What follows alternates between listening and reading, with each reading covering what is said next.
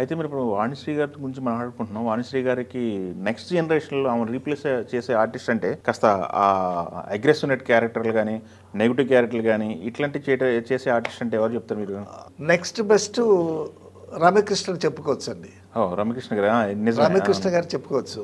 విలన్‌గా కూడా చేసింది కదా ఆమె. ఎందుకంటే రజనీకాంత్తో సినిమాలో అయితే రజనీకాంత్తో పోటాగా యాక్ట్ చేసింది.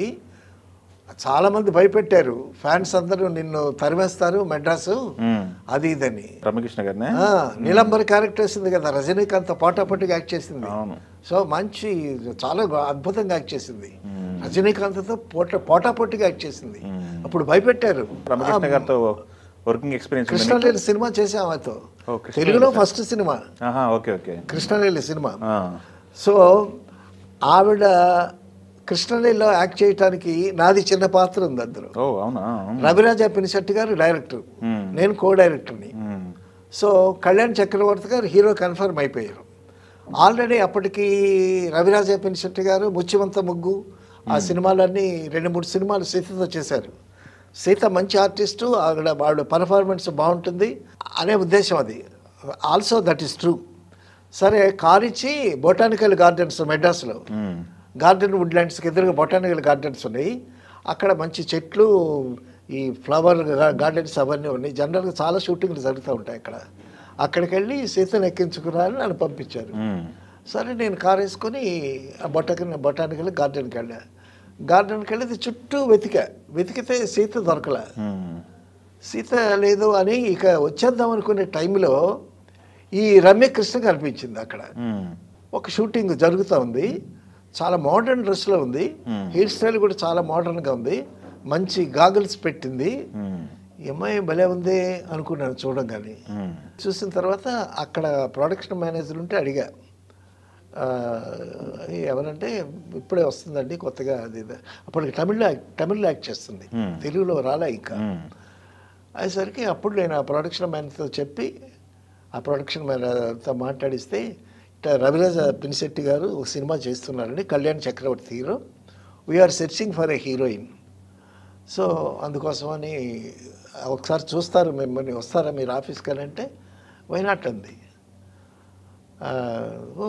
కారు ఎక్కింది, వచ్చిన తర్వాత ఆఫీస్కి తీసుకొచ్చా, రమ్యకృష్ణ తీసుకొచ్చి డైరెక్టర్ గారికి చూపిస్తే రవిరాజ పినిశెట్టి గారు పక్కకు పిలిచి, సీతను తీసుకురామంటే పీతను తీసుకొచ్చావేంటి అన్నాడు ఆయన.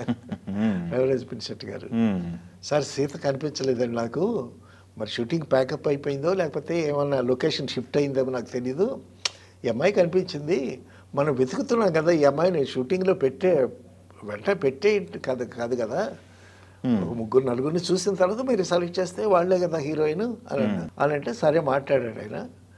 మాట్లాడితే బాగానే రెస్పాన్స్ ఇచ్చింది, వెళ్ళిపోయిన తర్వాత ఈయనకి సీత మీదే ఉంది మనసు, ఆ క్యారెక్టరు ఆ ఇమేజ్ అదంతా ఆ సీత అయితే యాక్ట్ అవుతుందని మా అంతలో ఉంది. అయితే ప్రొడ్యూసర్స్కి నచ్చింది రమ్యకృష్ణ. ప్రొడ్యూసర్కి నచ్చేసరికి మళ్ళీ ప్రొడ్యూసర్స్కి డబ్బులు పెట్టేవాళ్ళు వీళ్ళు కదా, సో వాళ్ళకి కాస్త వాళ్ళ మాట కూడా వినాలి కదా. సో ఆ విధంగా రమ్యకృష్ణ అందులో హీరోయిన్ అయింది. మేము ఊటీ వెళ్ళాము షూటింగ్కి. ఊటీ వెళితే వరుసగా ఒక 2 రోజులు షూటింగ్ చేసాం. అక్కడి నుంచి 4 రోజులు వరుసగా షూటింగ్ అండి. ఇక్కడ షూటింగ్ లేదు, వర్షం, అసలు బయటకు వెళ్ళడానికి వీల్లేదు. అప్పుడు రమ్యకృష్ణతో రవిరాజ పినిశెట్టి గారికి, ఇప్పుడు ఖాళీగా ఉన్నారు కదా అందరూ, సరదాగా కార్డ్స్ ఆడుకోవటం, సరదాగా చికెన్ పకోడీ చేయించుకొని తినటం, కబుర్లు చెప్పుకోవటం, కాలక్షేపం చేయటం. ఆ విధంగా రవిరాజ పినిశెట్టి గారికి బాగా దగ్గరైంది. చాలా తర్వాత సినిమాలో కూడా పెట్టాడు ఆయన.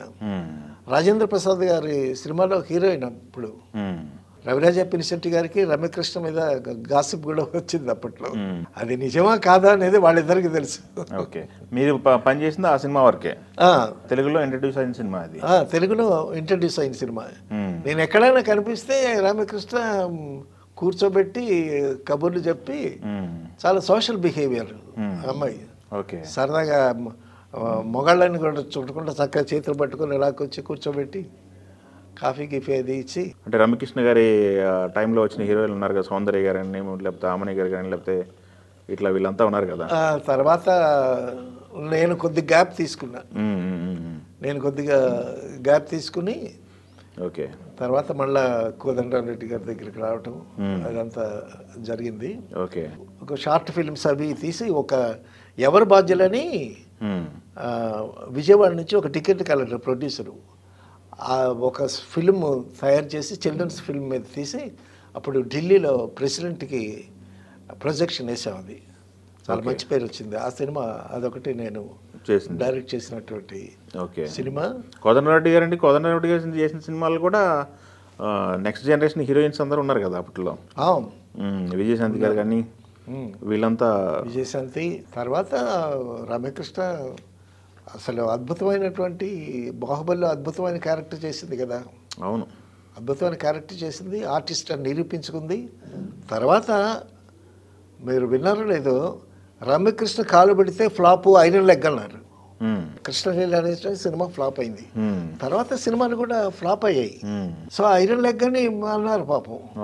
అటువంటి ఐరన్ లెగ్ అనుకున్నది. సో రజనీకాంత్తో హిట్ చెంది, బాహుబలిలో పెద్ద పేరు వచ్చింది. అవును, బ్రహ్మాండమైన పర్ఫార్మెన్స్ చేసింది. తర్వాత ఫేస్ మంచి ఎక్స్ప్రెసివ్ ఫేస్ అండి. ఆర్టిస్ట్కి ఫేస్లో ఎక్స్ప్రెషన్ పలకటం అనేది అదృష్టం. కొంతమంది మొహాల్లో ఎంత కొట్టినా సరే ఎక్స్ప్రెషన్ పలకదు.